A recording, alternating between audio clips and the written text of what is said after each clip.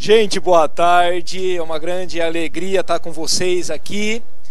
Antes de mais nada, né, prazer, eu sou o Isidro, e aí a pergunta que vocês vão estar, né, não é um nome muito comum, né, não, também não sou Isildur, né, o Senhor da Terra-média queria ser, né, quem me dera.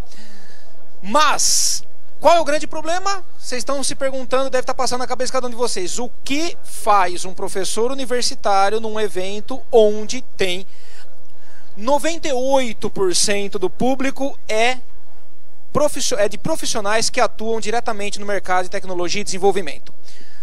Primeira pergunta. Quem daqui é formado em computação e afins? Vale durante a computação? Meu recado é para você. Ixi, estudante. Professora também? Não, sou tua aluna. Essa minha aluna virtual? Que gente. Já salvou muitas minhas provas de geografia. Ah, o Felipão também, que o Felipe também é aluno lá da UFBC. Eu sou professor lá da UFBC. E eu acho que o tema principal é a gente poder tentar fazer o seguinte, né? Responder essa pergunta. Levei a faculdade daquele jeito, né? Ao Deus dará, seja o que Deus quiser, vamos que vamos. E agora? Pergunta sincera que eu sempre faço. Aqui no TDC eu digo que é uma exceção à regra, porque a gente vê muitas coisas muito diferentes, uma gama de problemas sendo solucionados de forma muito diversa. Mas, se a gente olhar um pouco fora da, abre aspas, bolha do TDC, a gente vai ver que tem muita gente que ainda está exclusivamente trabalhando com problemas baseados em CRUD. CRUD, né? Create, Read, Update, Delete, as 4 operações fundamentais de qualquer sistema empresarial para poder acessar o banco de dados. Se o mundo se resumisse apenas a CRUD, beleza. Vocês sabem o que a gente tem de conceito fundamental dentro do R? Só para o Read? Só para a gente poder fazer leitura e recuperação de dados? Vocês já repararam que a gente pode e usa álgebra relacional? A gente usa teoria dos conjuntos? Porque a gente usa produto cartesiano para poder definir relações? Porque a gente usa análise assintótica de algoritmos? Porque a gente usa funções injetoras, sobrejetoras, bijetoras, domínio, contra domínio, imagem? Você vai falar, é só um select. Não, cara, mas dentro do select você tem que entender que toda relação interna, todo inner join é resultado de um filtro proveniente de um produto cartesiano, que a gente negligencia, porque nós estamos mais preocupados com a sintaxe do select, e sem contar se a informação que a gente efetivamente recupera é aquilo que obedece à relação que deveria ser implementada dentro do nosso banco de dados. A gente acaba perdendo aquela essência de entender qual é efetivamente a profundeza das coisas. Tá bom. Por que eu digo isso? Quem usa aqui, quem é programador Java, né, que nem a Ana começou como programadora Java, e ela bem falou isso, a gente usa frameworks ORM, Hibernate, por exemplo. Já parou para pensar como decidir entre lazy e eager fetch? Porque eu vou fazer lá, eu vou buscar os itens do pedido. Beleza, mas eu primeiro recupero o meu conjunto de pedidos, e aí a partir de um pedido eu vou recuperando cada item de pedido? Vocês já pararam para fazer uma análise simples, assintótica, se ele é um big O de n ao quadrado ou se ele simplesmente vai fazer um select único e aí você vai fazer uma busca linear dentro do seu conjunto montando as suas tuplas? Difícil, né? Mas a gente vai no automático.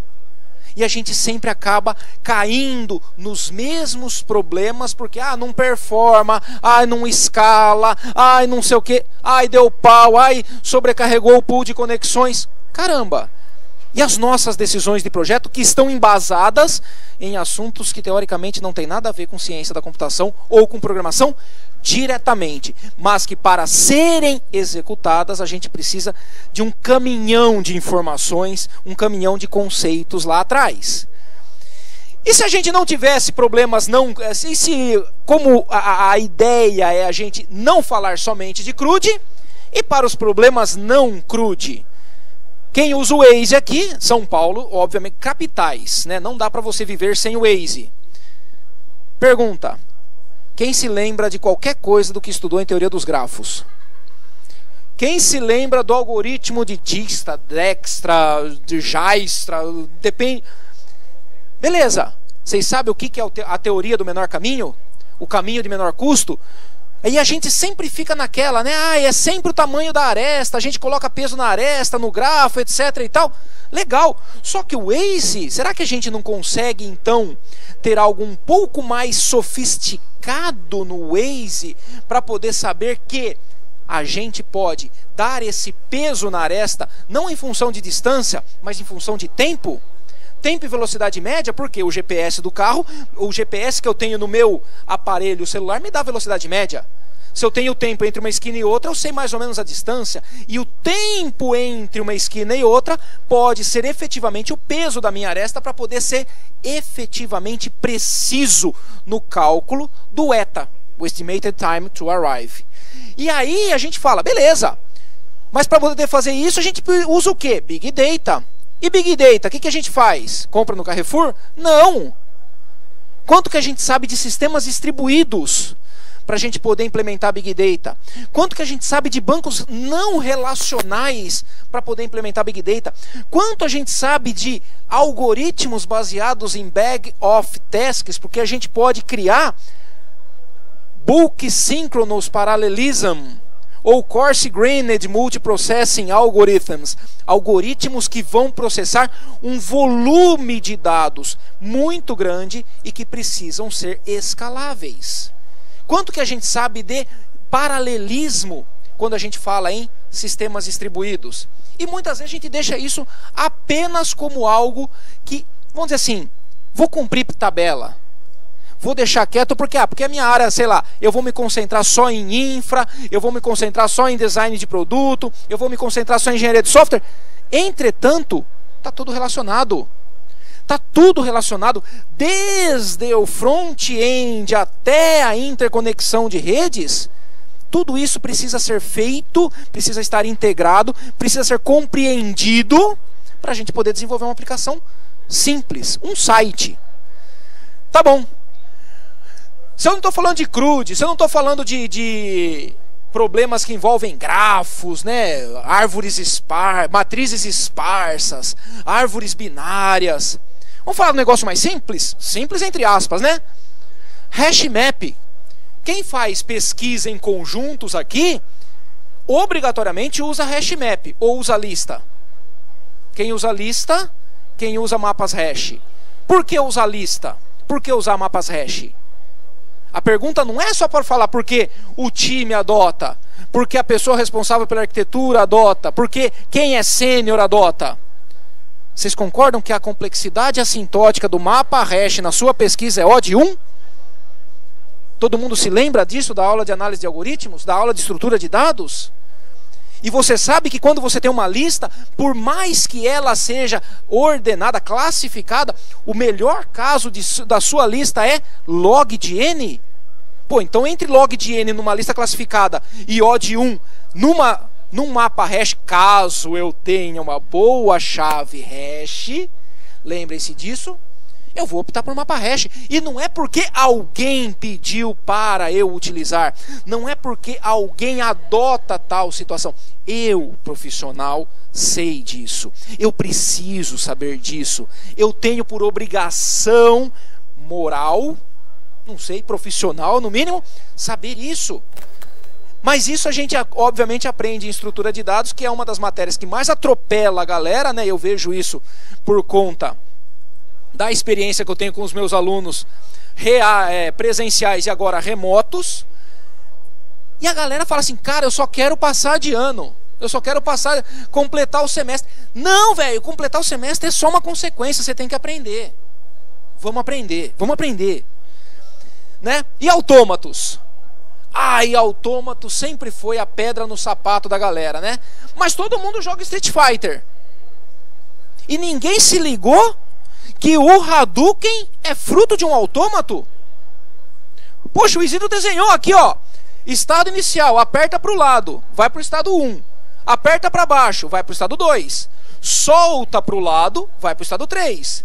Solta o para baixo, vai para o estado 4. Apertou o soco, vai para o estado 5. Estado final, Hadouken. Caraca, velho! E é um negócio que a gente acha que é só que delta de Q0 com 0 vai para Q1, delta chapéu disso, autômato é a quíntupla ordenada, sigma Q, delta Q0, F. Pô, não, mano. É muito mais do que isso, é aplicado. Mas Isidro, eu não vou desenvolver um Street Fighter. Posso dar um outro adendo? Quem modela sistemas usando o ML? Não existe um diagrama de estados? Diagrama de atividades que você pode modelar como um autômato? Cara, vou fazer um sistema de gerenciamento de documento, o documento passa por estágios. O que significa a abstração de estado num autômato? Armazenamento de informação. E a transição do estado, um evento que ocorre no seu sistema. Eu consigo ligar os pontos. E aí, isso aqui, que até então era algo 100% algébrico, era algo 100% abstrato, começa a ficar muito mais próximo da minha realidade. Começa a ficar mais aplicável, começa a ficar mais compreensível, começa a ficar mais realizável. E compiladores? E o livro do dragão, né? Do Arro, que é o livro que, tira o sono de qualquer cristão nesse mundo. E faz você olhar para o professor de compiladores e desejar tudo aquilo que você sempre quis desejar para o seu pior inimigo. Fala assim, esse cara aqui vai ter que tem que comer o pão que o diabo amassou. Não, cara. Sabe por quê? Você fala assim, eu não vou usar compiladores para nada. Vai. Porque hoje a gente fala assim, a evolução das linguagens de programação, ela é notória. Haja visto, o Java de 3, 4 anos para cá deu um salto de evolução absurdo, principalmente com a inclusão das facilidades funcionais, dos recursos funcionais. Mas e novas linguagens? Quem nunca trabalhou com Go aqui? Lua, que é uma linguagem extremamente utilizada na área de jogos, foi desenvolvida na UFRJ. Opa! Linguagem Brazuca, que hoje você tem bind de Lua dentro do Unity. Você faz jogos em Lua. Tá bom. Mas eu não vou fazer uma nova linguagem, Isidro. Mas alguém está fazendo, não tem problema. Mas será que eu não posso usar técnicas de análise léxica e sintática para criar somente um leitor, um parser, para um arquivo de configuração do meu sistema um pouquinho mais estruturado? Ou você acha que leitor de XML ou decodificador de JSON brota? Pá! Brotou. Né? E vem pronto lá no framework do Chrome, vem pronto no framework do Node. Não, cara. Você tem muita necessidade de, às vezes, modificar algumas extensões que você usa agora. E você vai precisar criar frameworks, você vai precisar usar reflexão, você vai precisar usar todos aqueles conceitos que estão um pouco fora do seu dia a dia. Haja visto que eu não falo de orientação a objetos aqui, porque é o dia a dia de 99% da galera que está aqui. Tá bom, e as coisas que a gente acha, abre aspas, inúteis, enquanto a gente está na faculdade, enquanto a gente está na nossa formação? Porque depois qual que é o grande problema? A gente vai enfrentar problemas e soluções difíceis. Qual é o tamanho da nossa caixa de ferramentas? Quantas ferramentas tem dentro da nossa caixa de ferramentas? Às vezes eu não preciso saber decorar as soluções. Às vezes eu não tenho conhecimento suficiente para fazer a pergunta correta. Para, como diz o maneiro, não sei nem o que perguntar no Stack Overflow. E aí? Tá bom, mas eu levei daquele jeito, né? Dá para mudar? Como diria o seu Creyson, dá. Eu a garanto. E aí, qual que é o grande problema que a gente vai enfrentar para tentar mitigar esse gap que a gente propositalmente e muitas vezes de forma inconsciente deixou na nossa carreira, na nossa formação técnica? Primeiro ponto, né? Isso funciona comigo desde já. Esse cara aqui, ó, busque sempre o fundamento de um determinado assunto, o mais profundo que você conseguir. Eu vou dar um testemunho próprio. Hoje de manhã eu estava lá na Trilha Java. E a palestra que eu ministrei para a galera, que foi um negócio, assim, para mim surreal. Como construir sua própria virtual machine. Você vai falar, cara, eu não construí uma JVM. Exemplo, tem um cara aqui que é o Otávio, que ele é committer da JVM. Ele constrói extensões para Java Virtual Machine. Eu construí um emulador de Nintendo, do 6502, que são 56 instruções. Para fazer o quê? Rodar jogos do Mega Man de 8 bits. Só que para isso, vamos lá, programação absurdamente. Sistemas digitais nem se fale. Sistemas operacionais, gerenciamento de memória, arquitetura, como você faz para implementar desenho gráfico dentro de uma aplicação Java e principalmente como que você faz para gerar sinais sonoros numa placa de som em Java, que eu não fazia a mínima ideia nem de como começar a perguntar sobre esse assunto. Vai até o fim, velho. Se coloca um desafio grande na carreira para que você possa realizar esse desafio e a exigência desse desafio seja grande. Eu dei um exemplo aqui, ó. Quer saber sobre frameworks ORM? Cara, saiba orientação objeto, SQL, no caso de Java, JDBC, álgebra relacional, teoria dos conjuntos, relações, numa boa. Vai até o fim. A Ana bem falou, eu tive que estudar matemática de novo. E a matemática que a gente estuda quando a gente, por exemplo, faz jogos, é trigonometria. É você parar, pensar no plano cartesiano, é você falar em álgebra vetorial, que é soma, subtração, multiplicação de vetores. A segunda dica, estude assuntos fora do seu dia a dia. Você é front-end? Beleza, cara. Tenta montar uma infra do zero. Vai lá na DigitalOcean, $5 uma maquininha básica. Pega a Tire gratuita da Amazon, pega a tua máquina, instala servidor de banco de dados, instala servidor web, instala tudo. Veja, Oracle, você vai lá, faz o trial, ganha lá, faz a demonstração, ganha 300 doletas de trial para poder usar a infra da Oracle. Por quê? Por que você faz isso? Você é back-end developer? Faz um jogo. Sai do seu dia a dia. Sai da sua zona de conforto. É difícil, cara. Só que você precisa ter pequenas metas alcançáveis. E ver efetivamente o seu progresso sendo... gerando frutos. Por quê? Já é difícil. Se você não vê nada gerando frutos, cara, você vai desistir da primeira. Segundo, você está se desafiando. A Ana bem falou. Desafie, aceite desafios. Aceite desafios de forma controlada. Terceiro ponto, aprenda sob demanda. Cara, eu vou montar um serviço do zero, mas eu tenho que saber um monte de coisa. Calma, você vai aprender a priorizar o que você vai estudar. E isso é só no seu ritmo. Não é o Isidro que vai falar, estuda esse roteiro. Você tem que começar a aprender, porque muitas vezes você não vai ter alguém para te passar o caminho das pedras. Você vai ter que descobrir o caminho das pedras sozinho. E quarto, né? Você define metas claras. Eu quero fazer o próximo God of War. Lamento. Se a gente juntar todo mundo aqui, a gente não vai conseguir em menos de 3 anos. Isso com todo mundo especialista em desenvolvimento de jogos e modelagem 3D. E aí? Não é coisa alcançável. Calma, quero fazer um Pong. Mas um Pong é um jogo muito simples.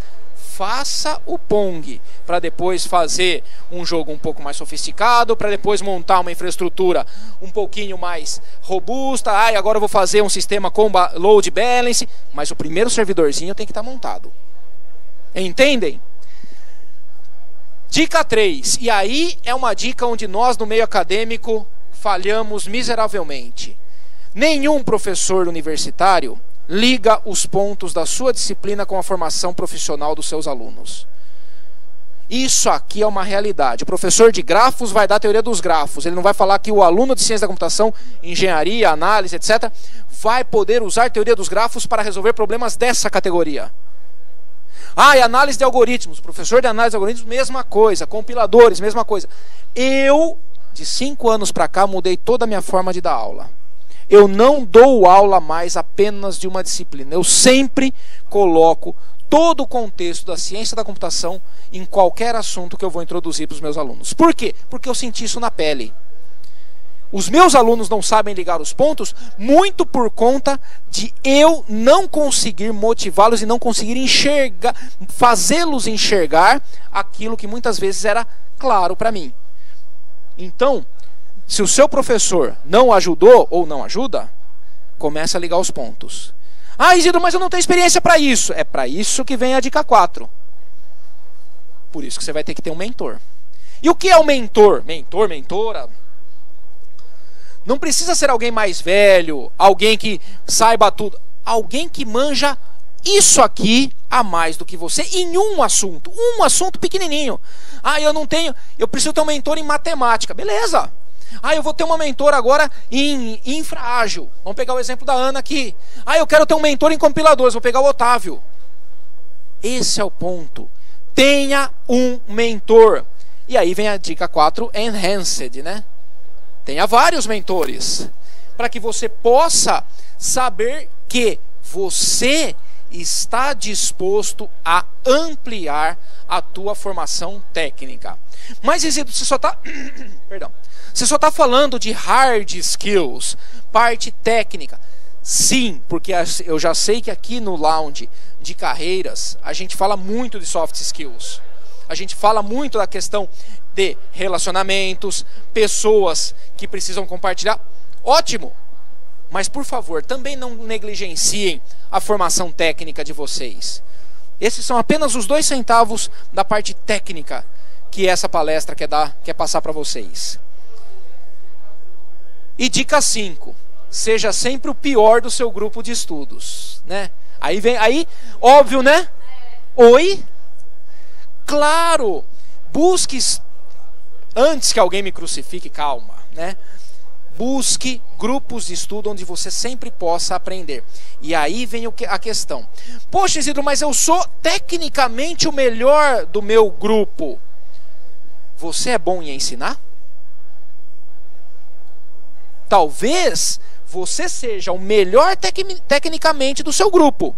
Entretanto, você não é o melhor professor, o melhor instrutor, o cara mais didático, a pessoa mais didática, a pessoa que consegue abstrair do nível mais alto, abstrato, para o nível técnico mais baixo. Você tem dificuldade para poder fazer essa transição de visão, de grau de detalhamento.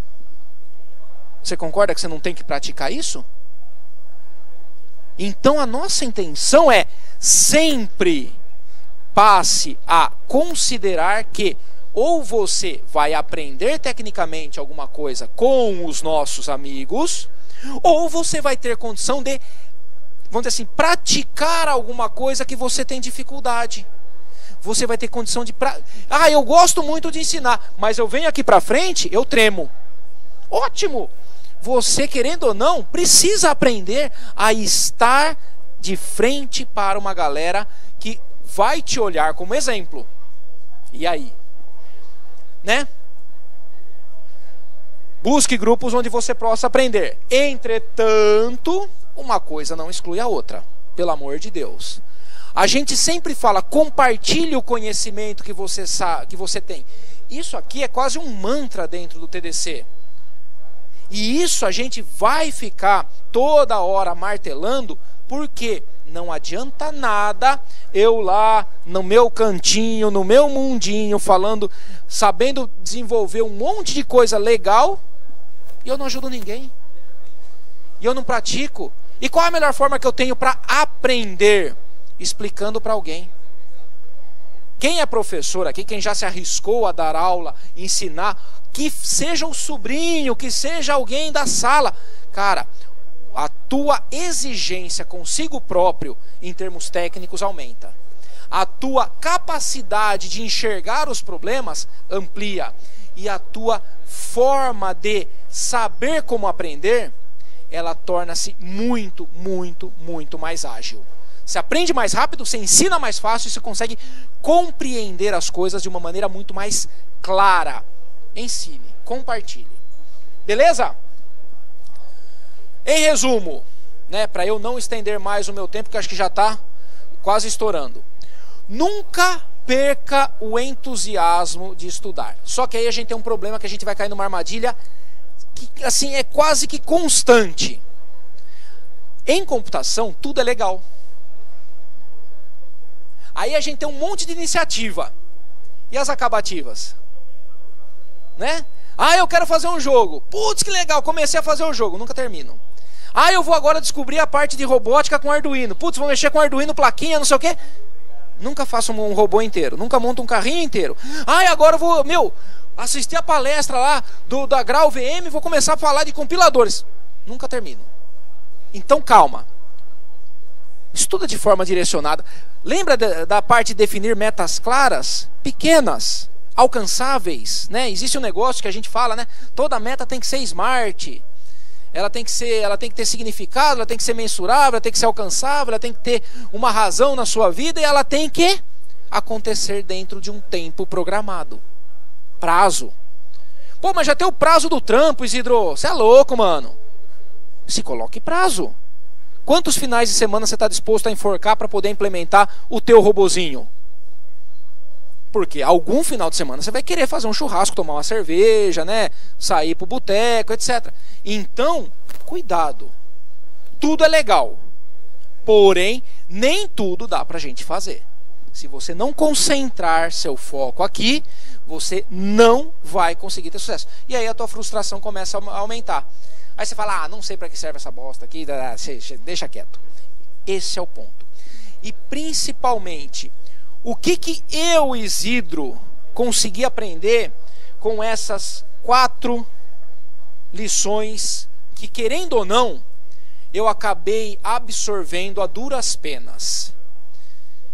Fatalmente, vocês irão se deparar com problemas não convencionais. Aqui a gente está falando, cara, do topo da cadeia alimentar do desenvolvimento no Brasil. Os melhores programadores do Brasil se encontram aqui. Então vocês tratam com problemas muito complexos. Beleza. A pergunta é, como eu resolvo? Como resolver problemas complexos? Se expondo a situações que vão exigir além daquilo que vocês já fazem. Querendo ou não, feliz ou infelizmente, computação hoje é sim você estar, abre aspas, condenado a estudar a vida inteira. Por isso que a gente gosta tanto. Por isso que é tão legal. Por isso que eu faço questão até de abrir um pequeno parênteses. Tem um minutinho? Tem, né? Rapidinho. Cara, isso aqui é o que eu apresentei na trilha Java hoje. Emulador do Nintendinho. Por quê? Qual foi a ideia? Eu precisava fazer algo que me remetesse desde a aplicação, interação com o teclado, mostrar isso na tela, etc., até o nível de escovação de bit, porque obviamente, não sei se vocês conseguem enxergar aqui, a gente tem o quê? Operações de e-bitwise, deslocamento binário e tudo mais. Só que, olha que legal, funciona. Ops, perdão. Opa!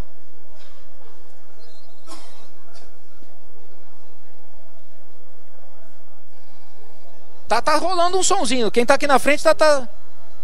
Olha lá, ó. Qual é a parte legal? Eu não precisei programar isso. O programa já veio pronto. É o marrom. Entendem? Façam coisas difíceis, mas coisas legais. Que te motivem a estudar e que vocês possam aprender um monte com tudo isso. Legal? Gente, super obrigado. Para quem quiser trocar uma ideia, estão aqui meus contatos. Fiquem à vontade para a gente poder conversar. Obrigado, gente. Uma honra estar aqui com vocês.